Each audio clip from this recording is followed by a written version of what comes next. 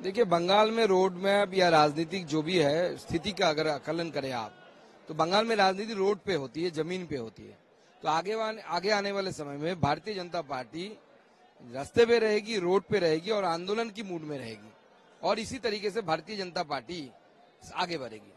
जिस तरह से अगर बात करें पिछले जो उपचुनाव हुए उसमें चारों सीट बीजेपी की हार का वो सामना करना पड़ा उपचुनाव में, तो क्या लग रहा है कि स्ट्रैटेजी में कहीं ना कहीं कोई परिवर्तन की जरूरत है, संगठन को क्या और मजबूती की जरूरत है? देखिए, संगठन कुछ पार्ट होता है वोट इलेक्शन का, लेकिन संगठन ही हार्ड नहीं होता। संगठन के अलावा बहुत सारे चीज इलेक्शन के रिजल्ट को प्रभावित करते हैं। तो 25% से ज्यादा संगठन का रोल नहीं होता। लेकिन यहाँ पे जो आप अगर मार्जिन देखेंगे, एक एक बूथ पे अगर वोट का परसेंटेज देखेंगे, तो किसी बूथ में बीजेपी को 3 वोट मिला है, किसी बूथ में 8 वोट मिल रहा है। तो मतलब इससे पूरा, और वो हिंदू बूथ है। अगर मुस्लिम वोट बूथ में मिलता, वो भी स्वाभाविक होता, कोई क्वाइट नेचुरल होता। लेकिन अगर हिंदू बूथ में मिल रहा है तो इसका मतलब है कुछ तो गड़बड़ है, और कुछ गड़बड़ मतलब पूरी तरीके से गड़बड़ हुआ कुछ नहीं। जैसे रायगंज में अगर देखा गया कि 90% जो बूथ है उसमें प्रिजाइडिंग ऑफिसर मुस्लिम दिया गया। डेमोग्राफी तो ऐसा नहीं कहता कि आपका ऐसा होना चाहिए, लेकिन ऐसा हुआ है। ऐसे बहुत सारी चीजें हुई है जिसके कारण ऐसा रिजल्ट हुआ है। नहीं, संगठन में तो हमेशा परिवर्तन होता रहता है, समय के साथ साथ वो होगा।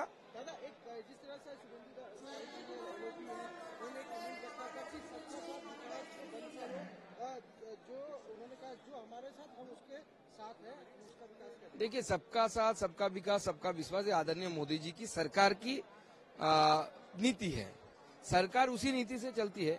अब शुभेंदु दा ने अपने दिल के दर्द से, क्योंकि हम लोगों ने बहुत कोशिश किया लेकिन उनके जो वोट, माइनॉरिटीज के वोट नहीं मिले, तो उनके अपने दिल से जो दर्द है, उस दर्द के वजह से ये बात बताई।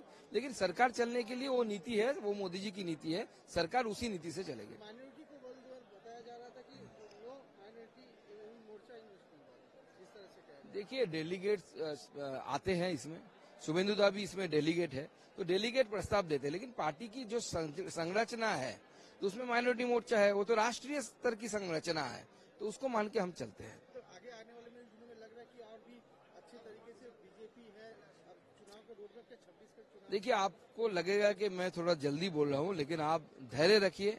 पश्चिम बंगाल जनता को मैं इतना ही बोलूंगा, आगे आने वाले समय में भारतीय जनता पार्टी की सरकार पश्चिम बंगाल में बनेगी। कल एक कलकत्ता हाईकोर्ट की ओर से एक ऑर्डर आया जिसमें सीवी आनंद घोष गवर्नर के खिलाफ किसी भी तरह से आपत्तिजनक टिप्पणी को लेकर मुख्यमंत्री को हिदायत दी गई है, क्या कहना चाहिए? हम इस पहली बात है कि अदालत का ये जो ऑब्जर्वेशन आया या वर्डिक्ट आया है, इसका हम स्वागत करते हैं। संवैधानिक पोस्ट है, गवर्नर का पोस्ट, और सम्मानीय पोस्ट है।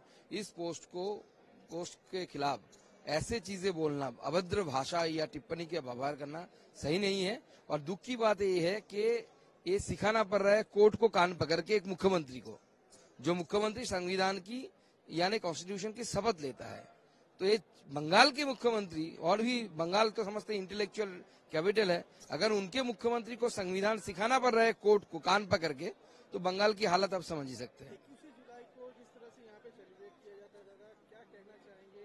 पूरी जोर शोर से तैयारी भी यहाँ पे। वो तो पागलू डांस डे है, 21 जुलाई तृणमूल का पागलू डांस डे है, वो कुछ नहीं है। कांग्रेस के लोग मरे थे, पालन टीएमसी कर रही है, कोई लॉजिक नहीं है उसमें। वो नेता नेत्री जाते हैं, उसमें गाना वाना बजाना होता है, खाना पीना होता है, और कोई कहीं उसमें डिम भात डे भी बोलते हैं उसको। डिम मतलब अंडा डे, उसको अंडा डे भी बोला जाता है। लेकिन शुभेंदु दा ने ये भी कहा कि संगठन और पूरे के साथ मिलकर नवान्न अभियान का भी एक यहाँ पे आयोजन किया जा रहा है, क्या है? आगे आने वाले, उन्होंने बहुत सारे प्रस्ताव दिए हैं, सारे प्रस्तावों पर विचार करके पार्टी तय करेगी आगे आने वाले समय में क्या क्या प्रोग्राम लेगा। अभी हम कारगिल दिवस पालन करने वाले हैं, 21 से 26 के बीच हम गणतंत्र हत्या दिवस अपनी इच्छा से जिला तय करके करेगी कि कोई 21 में करे, 21 से 26 के बीच करेगी।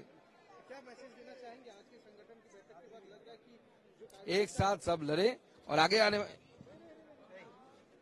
वाले समय में बीजेपी की सरकार